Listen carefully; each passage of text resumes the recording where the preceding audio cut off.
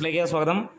ആടുജീവിതം വരികയാണ്. ഇനി 4 ദിവസങ്ങൾ കൂടെ മാത്രം ബാക്കി നിൽക്കുന്നു. കേരളം ചുവന്നു തൊടുത്തിരിക്കുന്നു എന്ന് തന്നെ പറയാം. ബുക്ക് മൈ ഷോ നോക്കുമ്പോൾ മിക്ക സ്ഥലങ്ങളിലും നമുക്ക് കാണാൻ കഴിയുന്ന ആ ഒരു രീതിയിൽ തന്നെയാണ്. ഓറഞ്ച് അലർട്ട് അല്ല, റെഡ് അലർട്ട് തന്നെ. പല സ്ഥലങ്ങളിലും ഹൗസ്ഫുൾ അടിച്ചിരിക്കുന്നു എന്നുള്ളതാണ്. ഇതിൽ ഏറ്റവും ഹൈലൈറ്റ് ആയിരിക്കുന്നത് കൊച്ചി തന്നെയാണ്. കൊച്ചിയിൽ സിനിമയ്ക്ക് ടിക്കറ്റ് കിട്ടാനില്ല എന്നുള്ളൊരു ലെവലിൽ തന്നെ കാണാം. അതായത് മഞ്ഞുമൽ ബോയ്സിന് ശേഷം അടുത്ത 200 കോടി ലോഡ് ചെയ്യാൻ പോകുന്നു എന്നുള്ളത് തന്നെയാണ് ഈ ഒരു സൂചന നൽകുന്നത്.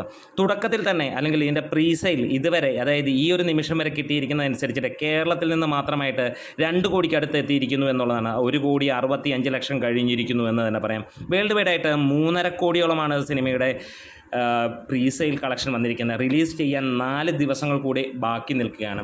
പൃഥ്വിരാജും ബ്ലസ്സിയും ഒരുമിച്ച് ചേരുന്നു. ഒരുപാട് നാളത്തെ കാത്തിരിപ്പാണ്. ഈ ഒരു സിനിമയുടെ ഏറ്റവും വലിയ പ്രത്യേകത, നമ്മൾ ഓരോരുത്തരും വായിച്ച് പലവട്ടം വായിച്ച് ഒറ്റയിരുപ്പിന് വായിച്ച് തീർത്ത ഒരു കഥയുണ്ട്, ആടുജീവിതം. ബെന്യാമിൻ്റെ ആടുജീവിതം.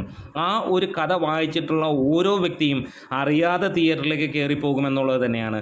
എന്തായാലും ഇതിൻ്റെ ട്രെയിലറും കാര്യങ്ങളുമൊക്കെ വന്നപ്പോൾ നമുക്ക് കിട്ടിയ സൂചനയും അത് തന്നെയാണ്. അതിഗംഭീരമായിട്ട് തന്നെയാണ്. ഒരുപാട് വർഷങ്ങൾ, 5-8 വർഷമെടുത്തു ബ്ലസ്സി ഈ സിനിമയ്ക്ക് വേണ്ടി. അത്രയും എഫേർട്ട് എടുത്തു. പൃഥ്വിരാജ് അമ്മാതിരി രീതിയിൽ എഫേർട്ട് എടുത്ത ഒരു സിനിമ തന്നെയാണ്. ഇതിനിടയിൽ നജീബിൻ്റെ ഇൻ്റർവ്യൂസ് നമുക്ക് കാണാൻ കഴിയുന്നു. അത് കാണുമ്പോൾ വീണ്ടും ഈ സിനിമയിലേക്കുള്ള അട്രാക്ഷൻ കൂടുന്നു എന്നുള്ളത് തന്നെയാണ്. വേൾഡ് വൈഡ് ആയിട്ട് വമ്പൻ റിലീസിലാണ്. ഒരു പാൻ ഇന്ത്യൻ മൂവി ആയിട്ട് തന്നെയാണ് ഈ സിനിമ വരുന്നതെങ്കിലും നമുക്ക് GCC രാജ്യങ്ങളിൽ, നമുക്കറിയാം ഇത് ഗൾഫിൽ നടന്ന കഥയാണ്, അവിടെ പല സ്ഥലങ്ങളിലും ബാൻ എന്നുള്ളതാണ്. ഗൾഫിലെ കാശൊന്നും ഇവിടെ ഇപ്പോൾ ആവശ്യമില്ല. നമുക്ക് കേരളവും തമിഴ്നാടും കർണാടകവും ഉണ്ടെങ്കിൽ 200 കോടി പൂ പറിക്കുന്ന പോലെ വരും എന്നുള്ളത് തന്നെയാണ്.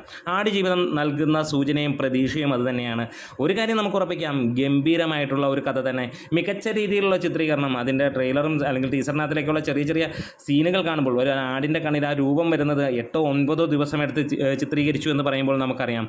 എന്താണേലും ഒരു കാര്യം ഉറപ്പിക്കാം, ഈ 2024 മലയാള സിനിമയെ സംബന്ധിച്ചിടത്തോളം അതിഗംഭീരമായിട്ടുള്ള വർഷം തന്നെയാണ്. മമ്മൂട്ടി കസറിയ ഭ്രമയുഗമെങ്കിൽ അതിനെ വെല്ലുവിളിച്ചുകൊണ്ട് ആടുജീവിതം വരാൻ പോവുകയാണ്. ഈ പ്രാവശ്യത്തെ നാഷണൽ അവാർഡിൽ യോഗ്യതയിൽ മമ്മൂട്ടിയും പൃഥ്വിരാജും ഏറ്റുമുട്ടുമ്പോൾ നാഷണൽ അവാർഡ് ആർക്ക് കിട്ടുമെന്നുള്ളത് നമുക്ക് ഉറപ്പില്ല. കാരണം കഴിഞ്ഞ വർഷം പുഷ്പയ്ക്ക് കിട്ടിയെങ്കിൽ ഒരു പക്ഷേ പുഷ്പ 2 ഈ പ്രാവശ്യവും നാഷണൽ അവാർഡ് കിട്ടുമെന്നുള്ള പ്രതീക്ഷയാണ് ഓരോ മലയാളികളും പറയുമ്പോഴും. നോമിനേഷനിൽ ഗ്യാരണ്ടിയിൽ ശരിക്കുമുള്ള ഒരു കിട്ടാനുള്ള അർഹതയിൽ മമ്മൂട്ടിയും പൃഥ്വിരാജും മത്സരമായിരിക്കുമെന്നുള്ളതിന് സംശയമില്ല. എന്തായാലും ആടുജീവിതം കാണാൻ കാത്തിരിക്കുന്നത് ആരൊക്കെ എന്നൊന്ന് പറയാം.